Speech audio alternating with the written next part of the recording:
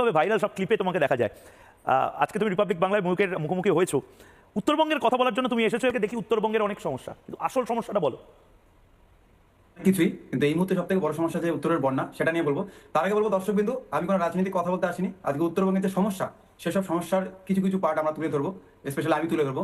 উত্তরের যে বন্যা, সেই বন্যাতে বিভিন্ন লোকের ক্ষতি হয়েছে।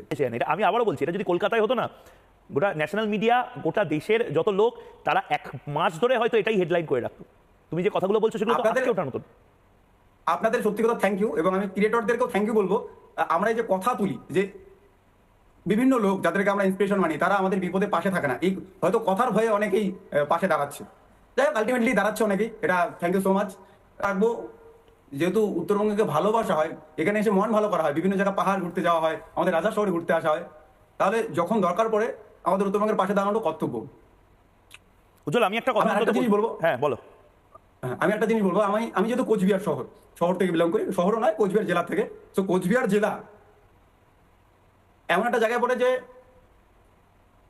ওইদিকে আসাম সহ ত্রিপুরা, এরকম 7টা রাজ্য মিলে, 7টা রাজ্য মিলে একটা ট্রেন লাইন আছে। সেই লাইনে করে কলকাতায় যেতে হয়। কোচবিহার বা আলিপুর মাঝখানে পড়ে বলে আমাদের কোচবিহারে রেল স্টেশন হয়েছে, না হলে হয়তো তাও হতো না। কারণ এত পুরনো শহর কোচবিহার, 500 বছরের পুরনো, যেটা কলকাতাও নয়, আমার কাছে যে রিপোর্ট। কিন্তু এখানে একটা প্লেন চলে, তাও সিঙ্গেল স্ক্রিন। এখানে এরকম হসপিটাল আছে যেখানে লাশের গন্ধে অন্য আরেকটা লাশ মারা যাচ্ছে। এরকমও কলেজ আছে যেখানে 10,000 ছাত্রছাত্রী একসাথে পড়াশোনা করছে। এইখানে প্রিন্সিপাল প্রফেসর কোনো কথা বলছে, পিছন থেকে শোনা যাচ্ছে না। আমরা কি মনোযোগ দেবো পড়াশোনায়? এটা আমার এক্সপিরিয়েন্স। ও অনেক সমস্যা আছে, প্রত্যেকটা সমস্যা আমি একটা তোমাকে আশ্বস্ত করতে পারি, এই সোশ্যাল মিডিয়া ইনফ্লুয়েন্সার বলতে শুধু কলকাতার লোককে বসাবো, অভিনেতা অভিনেত্রী বলতে শুধুমাত্র কলকাতা এবং চারপাশের লোককে বসাবো, এইটা ধারণাটা ভেঙে দিতে হবে।